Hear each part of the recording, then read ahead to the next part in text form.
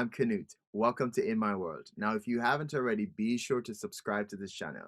Hit the notification bell so you get to be the first one to see the videos when they're out. Now, my guest today has been making waves for many decades. He has inspired me since day one and still true to this day, simply because of his work ethics and his attention to detail. He's taught me so many things: routing, the importance of gain staging, and so much more. He's a broadcast engineer, a recording engineer, a musician, and just an all-around cool guy. Help me welcome Stephen Cunningham. Stephen, Hey, it's a great one. How are you doing? I hope you're I'm a lot doing warmer than wonderful. I am. We got Doing like wonderful. -8 here today in Norway, and there's a little bit of snow, so it's quite cold. Does -8 mean anything to you across in the Yes. Now where I'm you? in the US and I'm in Atlanta right now. Okay, And I haven't checked the weather yet. Let me check the weather right now. It's 66 outside. well, that's pretty cool. That's not bad. Yeah. Yeah. So you are minus what again? Minus, you said, right? -8, yeah. So it's like way down there. Oh But it's my goodness. we're having some fun out here, Yeah. Negotiating roads are good. Uh-huh. So it's an interesting life out in Norway. Wow. Wow. So what you doing out there? So I'm working on broadcast engineering for a Christian media ministry called Vision Norway, or Hmm. Vision Norge, as they Hmm. call it out here. And the role kind of covers quite a lot of technical aspects. It Mm. covers audio, video, streaming, like all applications that's related to the media ministry world. Hmm. So it keeps you busy. There's plenty new software to learn and lots of things as technology, as you know, keeps moving forward. So it's good fun. Wow. Stephen, thank you so much for taking the time out of your day to talk to us. I know you're very busy. And so for us to even synchronize our time zones and catch each other, that's a super, super blessing. It's a great one. Yeah. It's, So it how did you guys started? So I started out quite young. I had a very good music teacher at school. I wasn't so academic at school, but the music teacher encouraged me. And I had a passion for recording from a very young age. I was a professional musician when I was 14. I was going out in social clubs, playing in different bands. I answered an advert in the local paper and got a job, got a gig. And then I discovered recording. And that teacher brought in a 4-track recording machine to school. I had a mini Moog. Listen to this.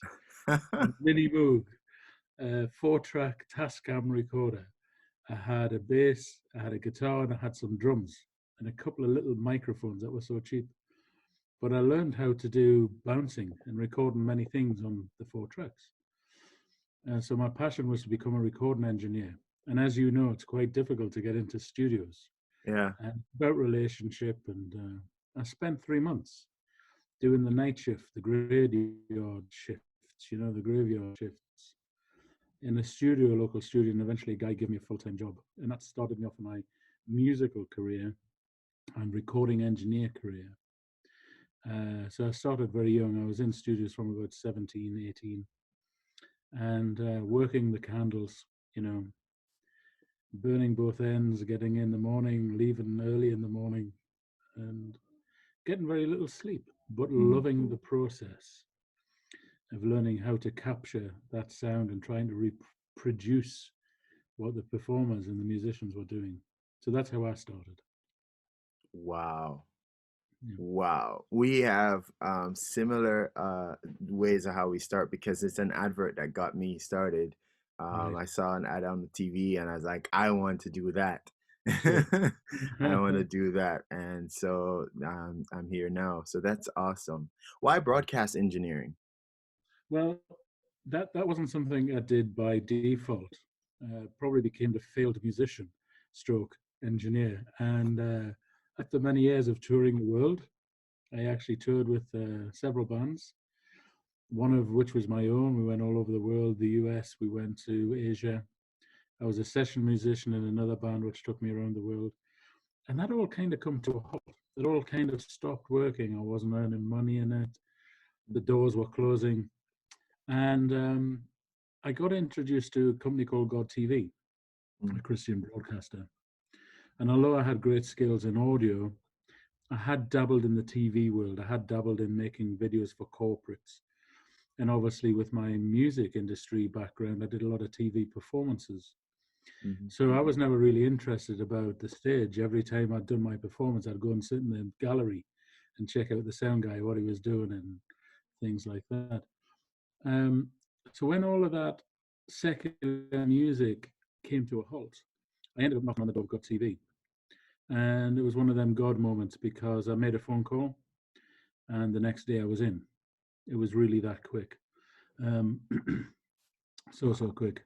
And I rang the guy up. He was a guy called Tony Hazel. I didn't know him. I just rang the receptionist and said, I have audio skills. Do you need an audio guy? And she said, I don't know. Let me put you through to the operations manager. And he answered the phone. He said, Great. I actually need an audio guy tomorrow. Can you come in and do this? Well, I hadn't physically done TV work, but, it's input, process, output. How hard can it be? So I went in, did the gig, kind of blagged my way through it, if you like, but I enjoyed it. I did what was requested. And he came employing me on a freelance basis. And then within 6 months, I was staff and building an audio post production suite, working and developing the studios, and then building state broadcast vehicles. And for 19 years, I traveled the world with God TV. And I got to hire you, which is fantastic. Wow. Steven, so I was calculating the years that we since we met each other, and I think it's back in 2012. Mhm. And for all these years we've known each other, I didn't know we had similar paths. Hence, that's why we have a kindred spirit. Now, Exactly. you responded to an advert, you called somebody up for a job, and you got it like for the next day. It's my story, and Amazing. I thought I was alone, and I'm not. Yeah. No. Wow, wow. Now, we met around 2012. A very interesting times and crunch time for us to do our broadcast.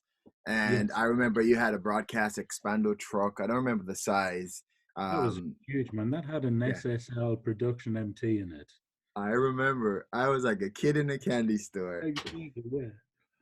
With the And you were band sound walking in me through place. your desk and how you route. I remember routing was a big thing, and you were, you showed me how you route your ambient mics and how you did, your lead vocals and just the process of how you do it. And you did, from what I correct me if I'm wrong, from what I remember, you most of us do at nominal, you go all the way up and mix down.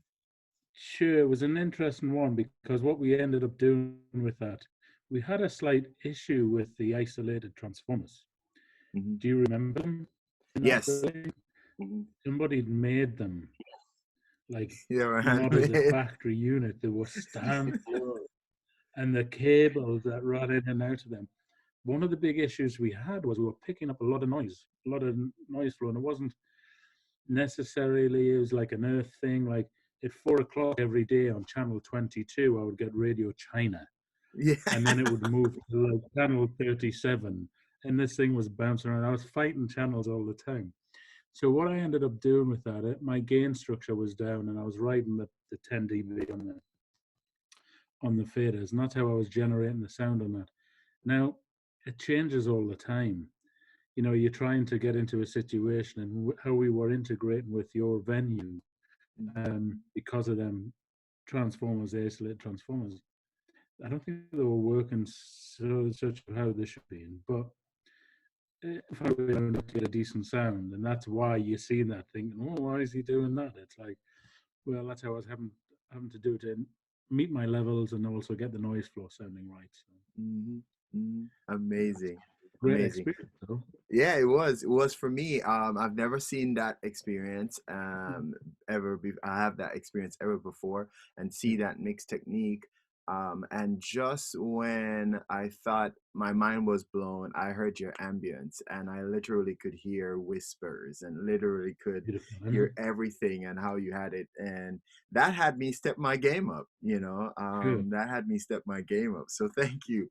No, it's beautiful, man. I love it. Yeah. And be sure to like, comment, share, subscribe. I'll see you next time.